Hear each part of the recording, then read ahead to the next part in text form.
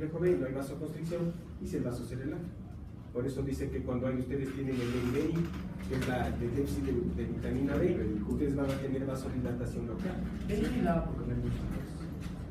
No, el beriberi le da por deficiencia de vitaminas del complejo B. Niacina, riboflavina, tiamina. ¿Estamos? Entonces, ¿qué es la hiperemia reactiva? ¿Qué pasa? Canderay. Cuando se tapa un vaso, el momento que se tapa es la Sí. Por eso te preguntaba qué es eso. No me peches. Que en el momento que, o sea, que no está tapado un vaso, el momento que se le tapa. ¿Ya? Y ahí Cero le va a poner para explicar. Entonces, en hiperemia reactiva, ¿no es cierto? Es cuando uno pone un torniquete, ¿no es cierto? Es decir, uno, para que no se desangre un paciente, le pone un torniquete para evitar que salga sangre por esa parte. ¿Sí?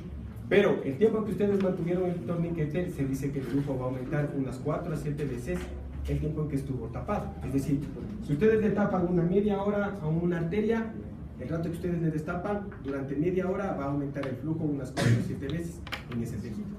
¿Sí? Si ustedes le taparon, por ejemplo, se rompió, se fracturó la pierna y empieza a sangrar, ustedes le hacen un torniquete y le tapan la pierna una hora, ¿no es cierto? Le destapan el torniquete y en una hora o sea, va a hacer que el flujo aumente unas 4 o 7 veces. ¿Sí? Es decir, el tejido, una vez, la hiperemia reactiva se refiere a que una vez que ustedes han quitado una obstrucción, el flujo va a aumentar en 4 o 7 veces el tiempo en que ustedes mantuvieron la obstrucción. ¿Sí? Si es media hora, aumentará 4 o 7 veces el flujo. Si es una hora, aumentará 4 o 7 veces el flujo. ¿Por qué? ¿Por qué se da esto? ¿Qué dicen ustedes? ¿O para qué se da esto? ¿Están locos tus papás? ¿Qué dicen? Exacto, para compensar. Para compensar todo el tiempo que le faltó oxígeno al tejido. ¿Sí? Pues todo el tiempo que estuvo sin oxígeno al tejido se compensa por ese tiempo que se dio. ¿Sí? ¿Y qué pasa en hiperemia activa? ¿Cuál es la hiperemia activa? ¿Hasta ahí han quedado o no? Se han de haber amanecido estudiando para ahora, ¿no es cierto? Sí, les veo que hacer. No hay vida como usted ya diga. ¿Cada tejido regula su flujo? No tanto. Esa es la autorregulación. ¿Qué dice en la hiperemia activa? Dígame. Pregunte.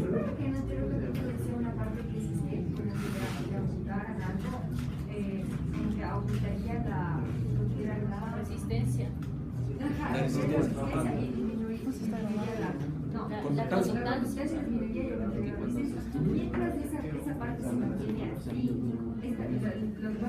pues a la bebida que ya no tiene espacio. Ya no hay espacio. Es que usted si le quita un vaso, está minorando la conductancia. Y si minora la conductancia, usted aumenta la resistencia. Pero digo, aunque no la amputen, igual se cumple ese principio. Exactamente, se cumple ese principio. Usted está minorando vasos, claro. Claro. Sí. Es que usted tiene chance, el músculo se muere a las 6 horas sin oxígeno. Usted tiene chance. Sí, claro. Sí, aguanta. Hasta que le cosan el vaso que está sangrando, si no muere sangrando. Entonces, ¿qué es la hiperemia activa?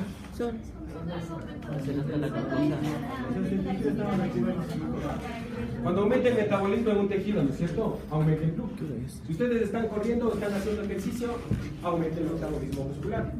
Si ustedes están estudiando así como locos, como estudian la noche anterior de las lecciones y de los exámenes, aumenta el flujo sanguíneo cerebral, ¿no es cierto? Si ustedes se pegaron una menestra, según comida, aumenta el flujo sanguíneo. Entonces, hiperemia activa hace referencia a que aumente el flujo sanguíneo en el tejido de acuerdo al metabolismo del tejido. Más metabolismo, más flujo sanguíneo. ¿Estamos? ¿Listo? Entonces, ¿quedó claro esto de la hiperemia reactiva? Sí. Entonces, ¿qué pasa en la hiperemia reactiva? Es en cambio eso. Si ustedes obstruyen un vaso, ¿no es cierto? Sanguíneo, en el momento que le quiten la obstrucción, el flujo aumenta 4 a 7 veces el tiempo en que se mantuvo obstruido. ¿Estamos? ¿Listo? para compensar, ¿no es cierto?, el tiempo que se quedó sin oxígeno el tejido. ¿Estamos? ¿Listo? ¿Y la autorregulación qué es? Cada tejido puede La autorregulación, cada tejido controla su flujo, ¿no es cierto? Entonces, ¿cuáles son? ¿Cuáles son las dos? Las dos teorías que hablan de esta autorregulación.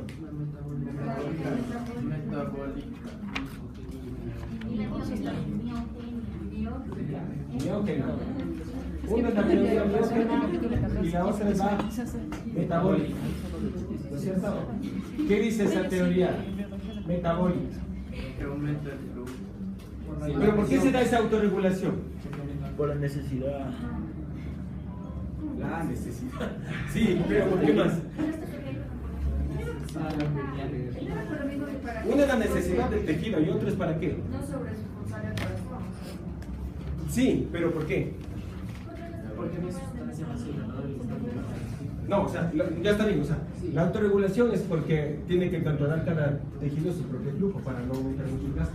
Pero ¿cuál es otra condición para que se dé la autorregulación? Es la presión arterial.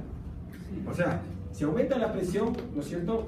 Inicialmente aumentaría el flujo en los tejidos, ¿sí? Entonces, cada tejido va a autorregularse para que si aumente la presión, no aumente el flujo que le llega, ¿sí? Entonces, la primera teoría es la teoría metabólica. Entonces, en la teoría metabólica se dice que si hay más flujo, ¿no es cierto?, ese flujo va a lavar o va a limpiar a las sustancias vasodilatadoras. Y al limpiar estas sustancias vasodilatadoras, se va a dar una vasoconstricción. Y al haber una vasoconstricción en el tejido, ya no va a llegar tanto flujo al tejido, así aumente la presión. ¿Sí? ¿Estamos? Entonces, esa autorregulación hace referencia a que si aumenta la presión sistémica, el tejido controla el flujo para que si le sube la presión sistémica, no aumente el flujo del tejido, ¿sí? Porque él no va a recibir más flujo del que necesita. Entonces, si le va a llegar más flujo, esta teoría metabólica dice que al rato que aumente la presión, ese aumento de presión lava las sustancias vasodilatadoras. Y al lavar las sustancias vasodilatadoras se da una vasoconstricción, en lo que vendrían a ser las metarteriolas, en lo que vendrían a ser los esfínteres precapilares. Y entonces ya no les llega tanto flujo al tejido, ¿sí? Porque ustedes están aumentando la resistencia y ya casi no hay flujo, ¿sí? Y eso hace que así suba la presión, no aumente el flujo en el tejido, ¿sí? Uno. Y la otra teoría, ¿qué dice? De la teoría miógena. ¿Qué pasaba?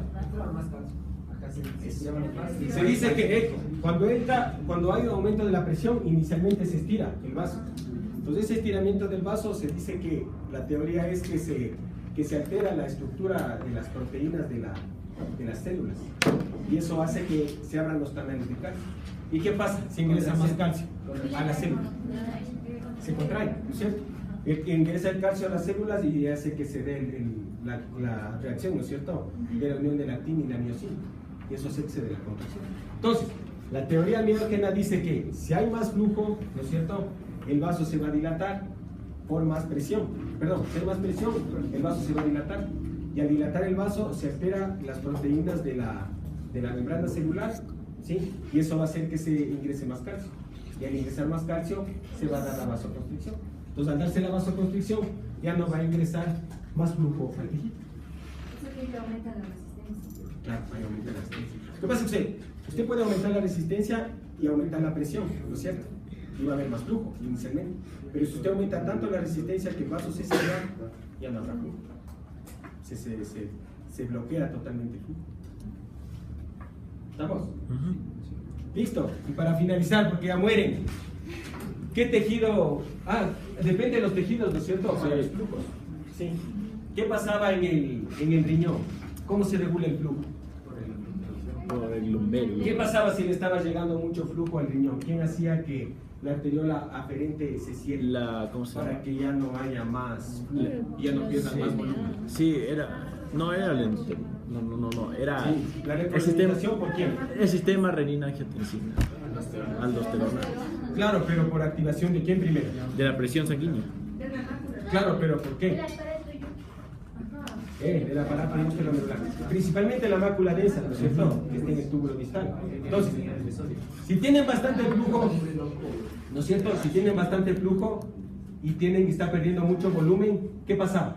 La mácula densa se activa, ¿no es cierto? Y la mácula densa le dice al arteriol aferente que se cierre para que ya no haya mucho flujo renal, ¿no es cierto? Porque al menorar el flujo va a evitar que se pierda líquido. ¿Sí? Entonces, si está perdiéndose demasiado líquido, se activa esa mácula densa, le bloquea el arteriol aferente para que ya no se pierda demasiado volumen por el riñón. ¿Listo?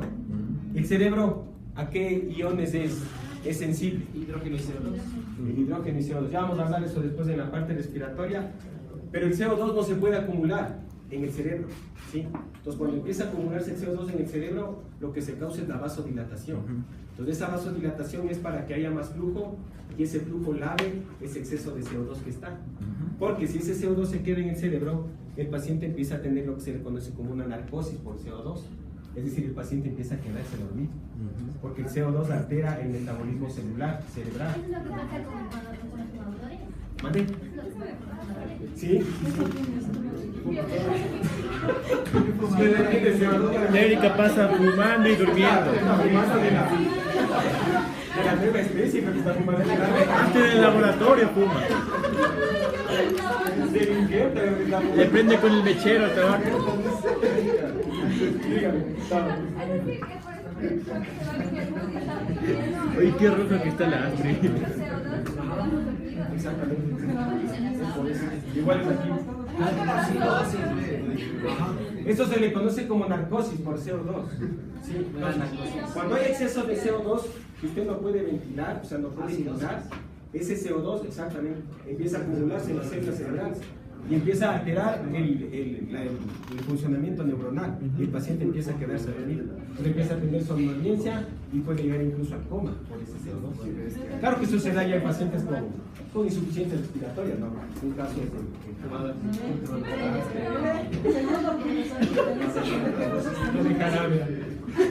¿Listo?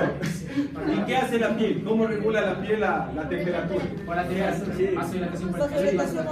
¿Qué hace si nosotros tenemos calor? Vasodilatación. Hay vasodilatación, ¿no es cierto? Periférica, y eso es para que se pierda calor. Y cuando hay Frío. ahí se da la vasoconstricción, ¿no es cierto? Para que nosotros no perdamos el calor. ¿Estamos? Listo, entonces. Por favor, no dormirán bien, ya harán el favor. Siempre el nuestro es lo mismo. Entonces, mañana para verán lo que es óxido nítrico, lo que es notelina y los factores estos a largo plazo. Sí, ya. ¿Estamos?